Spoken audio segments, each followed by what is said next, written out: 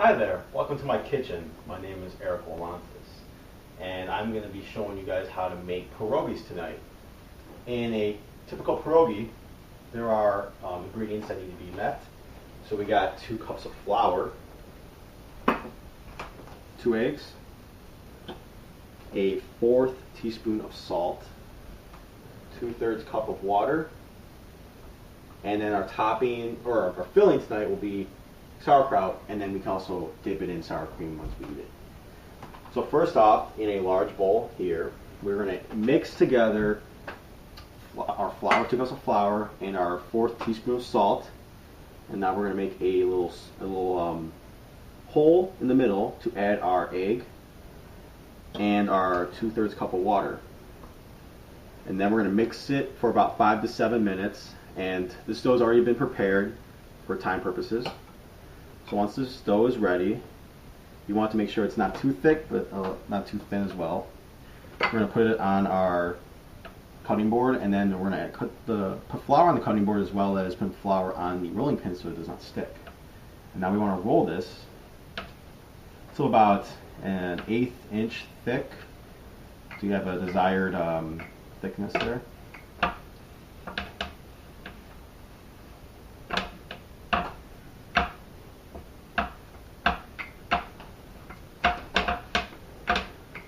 Pierogies are a widely known dish in Poland, so this is why I want to show you guys how to make it.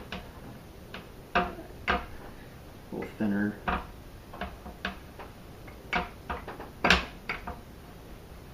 Alright, that's about an 1/8 inch thick.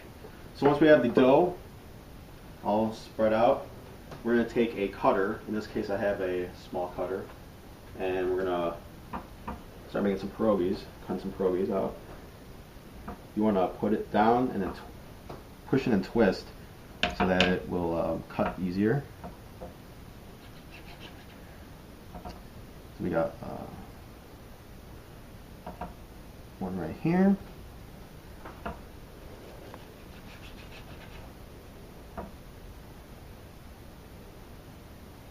This one's sticking a little bit.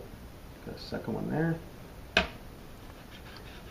This amount tends to yield around 25, but since I'm using a bigger cutter, it's gonna make about 10 or so. You keep cutting these. Make sure you twist it, otherwise it will be kind of hard and it'll stick more.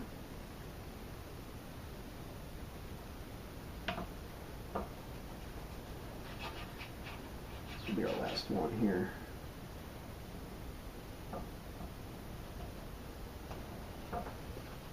So put the excess dough to the side. So now we got our 5 pierogies here, which yields about double this. And we're going to wet the tips of each of the pierogies. I got a little glass of water here. You want to wet the tips so that it sticks better once you roll it up. So it doesn't come apart when you dip it into when you boil it.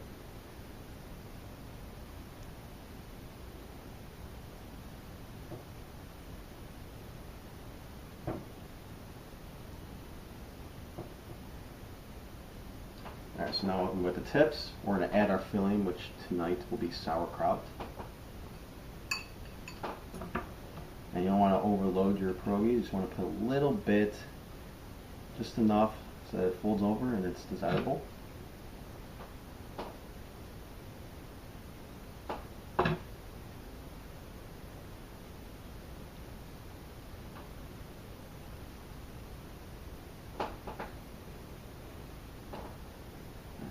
We fill them all. Next step, we are going to fold them. We're going to fold them over here. And then once you fold them over, you're going to take a fork or any utensil really to push down on it to close them.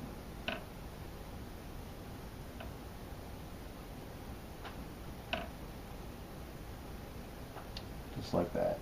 And then I have to do it for the other ones.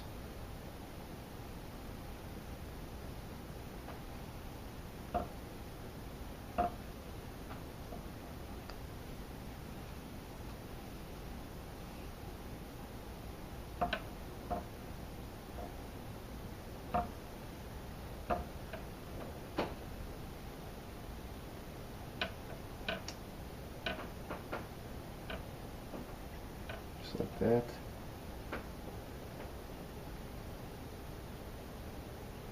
This one was formed a little strange.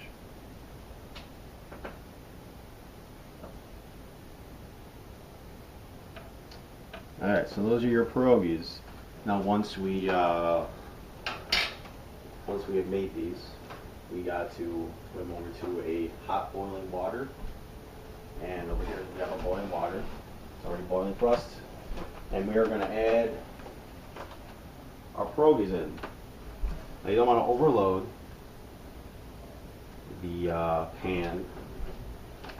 So we're just going to add 3 of them in there. Otherwise we don't want to overload it. And we'll leave the rest for later. And so once the pierogies float, that means that they are finished and they are ready to eat. So right now they are not ready. They will float once they're ready. And just a little background on Poland. They usually have a light breakfast and also a light lunch, followed by a heavy dinner.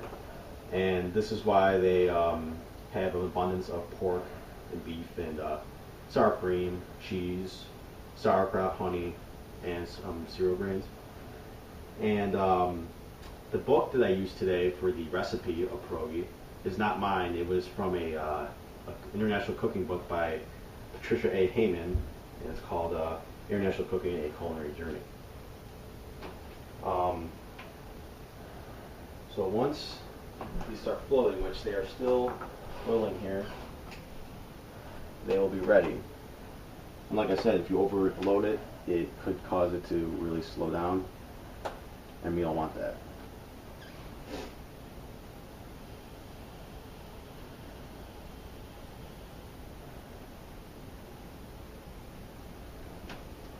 Like I said, the recipe did call for actually double this, but for the purposes I wanted to make it in half, so not overload my meal here.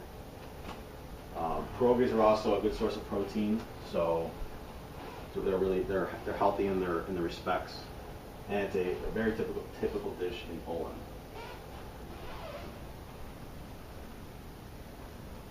And once these are done boiling, we will. You can top it with many things. But tonight we're going to top it with sour cream, and so it can be a great dish. I chose sauerkraut because I'm a fan of sauerkraut, and that's what I had accessible today. And I figured you can make any type of pierogi. You can make cheese, potato pierogies. But I chose sauerkraut because it's my favorite, and I want to show you my favorite.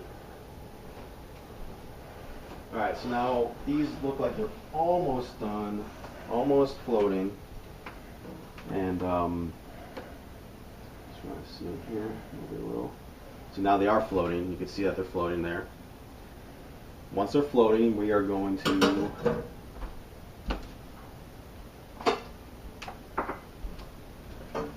take the one out and leave the other ones in there. So we're going to bring this over to our dish here. It's hot right now, but I'm going to make a little incision in the middle to see if it's done.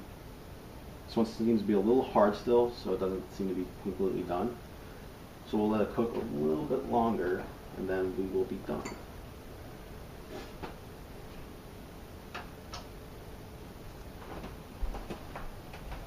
I'll let these boil for another couple seconds, and we are going to take this one out. Okay, and this one should be ready now. Should be a little softer. This one was a little harder. Let's test this one out. There it is, a little softer. And you can see the inside of the filling, the sauerkraut. It's a little hot right now, so I kind of burn my hand. But so now we're gonna eat it. So to top it off, we add a little sour cream to it.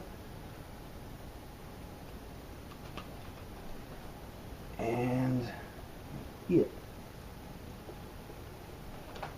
And that's a pierogi. And thank you for watching. Goodbye now.